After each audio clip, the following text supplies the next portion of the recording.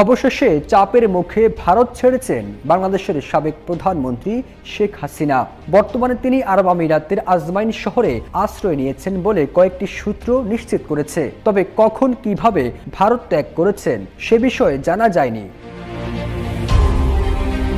ধারণা করা হচ্ছে দেশটির আজমাইন শহরে শেখ হাসিনার বিশ্বস্ত কর্মী শামীম ওসমানের বাসায় আশ্রয় নিয়েছেন তিনি। সেখানে তার বোন শেখ রেহানাও আছেন।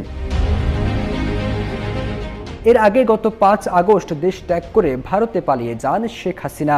এরপর থেকে তিনি ভারতে অবস্থান নেন। সেখান থেকে ইউরোপ, আমেরিকা ও মধ্যপ্রাচ্যের বেশ কয়েকটি দেশে আশ্রয় চেয়েও ব্যর্থ হন।